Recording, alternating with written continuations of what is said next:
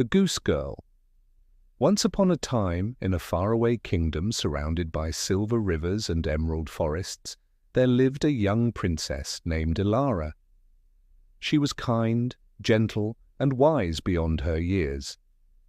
Her mother, the queen, adored her more than anything in the world. But the day came when Elara was to leave her home forever, to marry a prince in a distant land and unite their two kingdoms in peace. On the morning of her departure, the queen called her daughter into her chamber. "My dear child," she said softly, taking her hands, "the road ahead will be long and lonely. You will meet both friends and enemies. Keep your heart pure and brave." The queen handed Elara 3 gifts: a golden cup, a beautiful white horse named Falada who could speak, and a small silk handkerchief spotted with 3 drops of her own blood. "As long as you keep this handkerchief with you," said the queen, "no harm will come to you."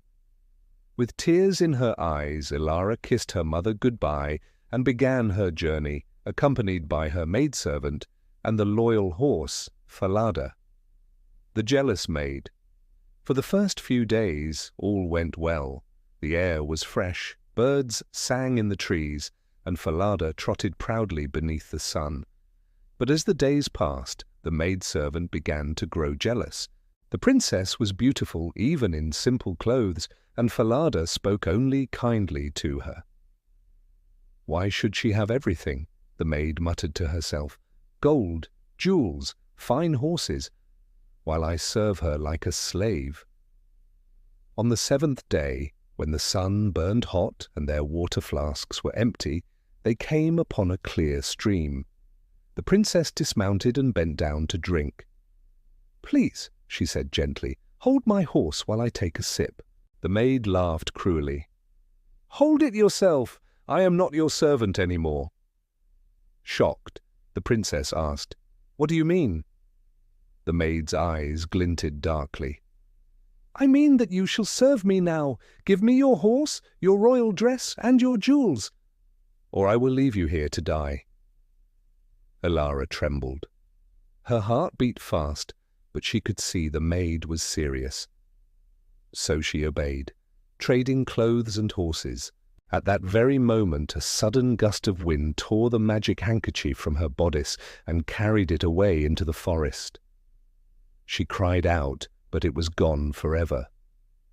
Without her mother's protection, she felt a strange chill creep into her heart. The false princess. When they arrived at the foreign castle, the maid rode proudly on Falada and announced herself as Princess Elara. The king and his son, Prince Alden, welcomed her warmly, unaware of the deception. The real princess, now dressed in rags, was too afraid to speak the truth. The false princess ordered her to be given a lowly job. "She can tend the geese," said the maid with a smirk. So, the true princess became the Goose Girl. Every morning, she led the geese to the meadows beyond the castle, where the tall grass whispered in the wind. Her only comfort was her dear Falada, but even that was soon taken from her.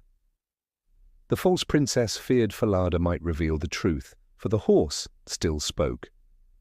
So she ordered Falada to be killed. His head was hung upon the great stone archway near the city gate. When Elara saw it, her heart broke.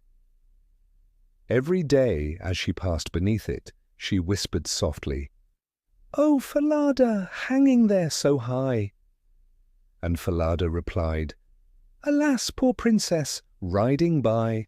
Tears would roll down her cheeks, and the geese would gather around her, honking softly as if to comfort her. The prince's curiosity. Prince Alden began to notice the strange goose girl who worked quietly in the meadows. Though she wore rough clothes, there was grace in her every movement and a sadness in her eyes that haunted him. One morning, as he rode past the gate, he overheard her talking to Falada's head. His heart ached for her, but he said nothing. Instead, he watched her from afar, wondering who she truly was. When he asked the stable boys, they said, "She is only the Goose Girl, your Highness." But Alden was not convinced. "No ordinary Goose Girl speaks to a dead horse as if he were her friend," he murmured. So one day he asked her gently, "Why do you look so sad, maiden?" "Oh, your Highness," she said quietly, "I have seen things I cannot speak of." Her voice trembled, and the prince knew there was a secret hidden deep within her heart. The iron stove. The prince went to his old adviser, a wise man who had served the court for decades. He told him everything he had seen and heard. The old man nodded. "Build a small iron stove," he said. "Let her speak to it in private. A heart burdened with truth will speak when it feels safe." That evening, Elara was brought before the stove. Believing she was alone, she wept and whispered her story, every cruel word, every tear, every sorrow. She spoke of her mother's farewell, the treachery of the maid, the loss of Falada, and her life among the geese. Unbeknownst to her, the old counsellor stood outside the door, listening carefully. When she finished, he hurried to tell the king and Prince Alden. The truth revealed. The next morning, the king called both women before the court. The false princess came dressed in gold and jewels, while the Goose Girl stood in her ragged gown. "My ladies," said the king calmly, "we have heard a strange tale. Tell me, what should be done to a servant who betrays her mistress in such a way?" The false princess, thinking it a mere story, laughed and replied, "She should be sealed in a barrel filled with nails and dragged by horses until she dies." The king's face grew stern. "You have judged yourself," he said. The guards seized her, and justice was done as she herself had spoken. Then, turning to the true princess, the king smiled. "My dear child, your courage and patience have proven your worth. You shall be our prince's bride, as was always meant to be."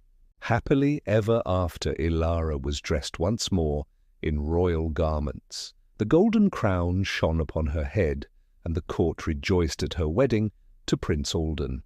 The people cheered, and the bells rang across the city. Even the sun seemed to shine brighter that day, and the birds sang louder in the trees. In the years that followed, Queen Elara ruled beside her husband with kindness and wisdom. She never forgot the days she spent as a humble goose girl.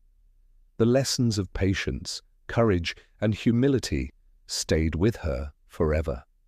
And sometimes, when the wind blew softly through the palace gardens, she thought she could still hear Falada's voice, whispering, "Be brave, my princess, and true to your heart." Moral: true nobility is not found in crowns or jewels, but in honesty, kindness, and the courage to remain good, even when the world turns cruel. If you enjoyed this video, please like, share, and subscribe to the English channel.